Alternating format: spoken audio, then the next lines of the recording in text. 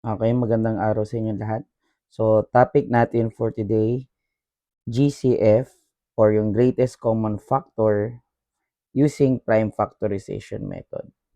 Okay, so prime factorization method or prime factorization, na-discuss ko na yung prime factorization sa previous video ko. Paki-check na lang yung link sa ibaba. So, para di tayo matagalan, kukunin natin yung GCF gamit itong prime factorization. So, kinakailangan natin gamitin itong factor tree method. Okay? So, umpisa na natin sa letter A. We have 24 and 72 GCF. So, let us solve for the prime factorization of 24. So, 24 factors ng 24 kahit ano, 8 times 3.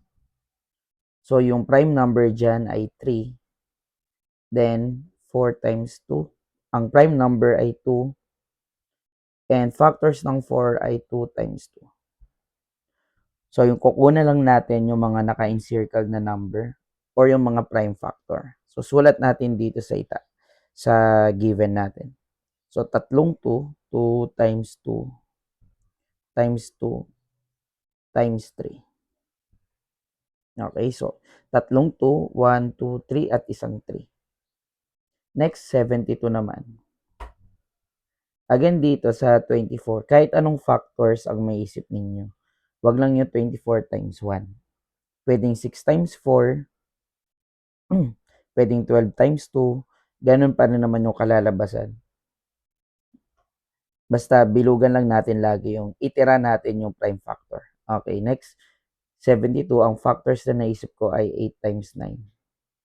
So, dahil hindi siya divisible or prime number, kunin pa natin yung factors ng 8. So, 4, 2, nasagutan na kasi natin kanina.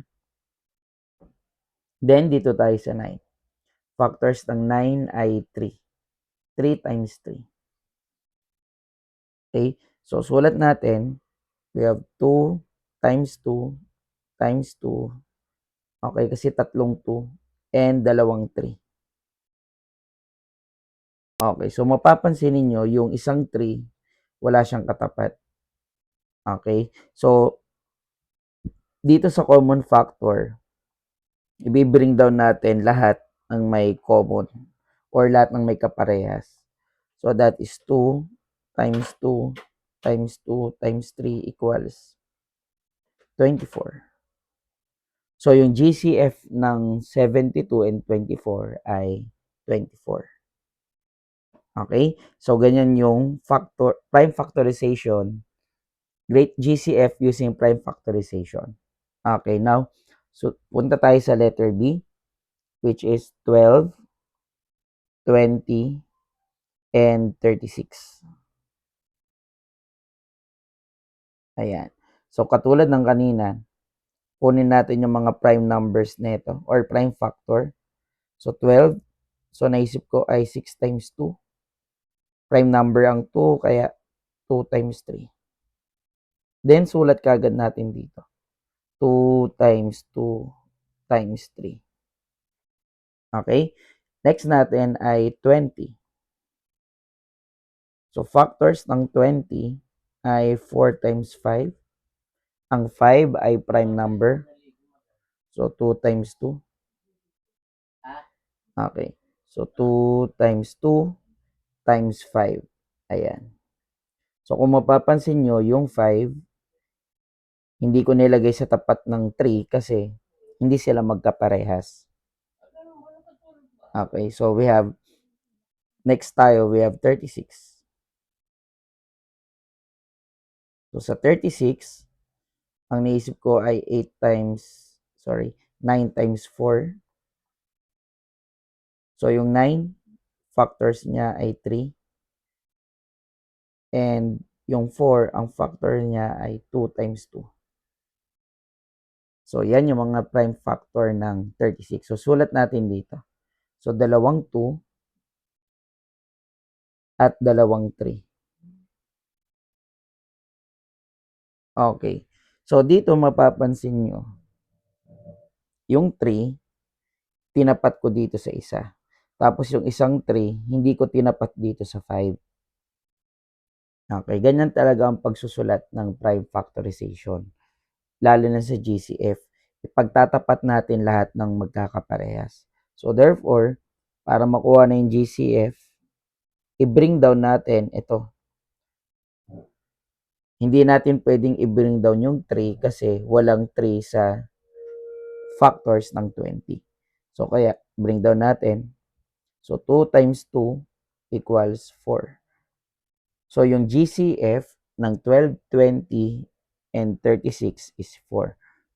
Ibig sabihin, yung 4, yun yung gagamitin natin para ma-reduce natin or ma-divide natin yung 12, 20, and 36.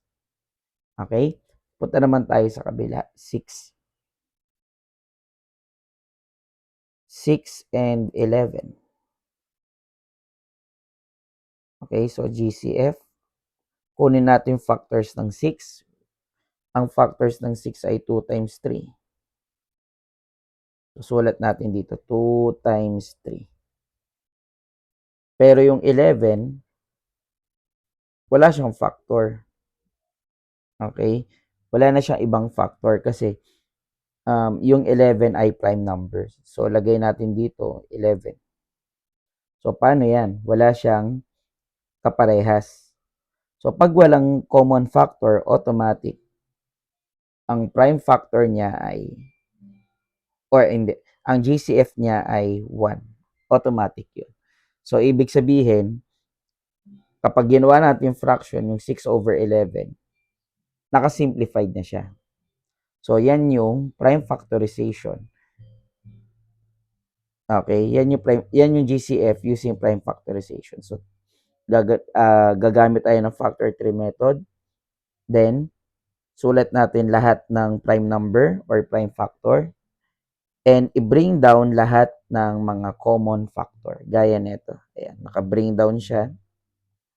Then, pagdating dito, 2 lang ang bringing down kasi dito kulang ng isang 3. Hindi natin pwede ma-bring down yung 5 kasi walang 5 yung 12 tsaka 36. At itong 3, wala na siyang ibang kaparehas doon. So, yun ang GCF using prime factorization.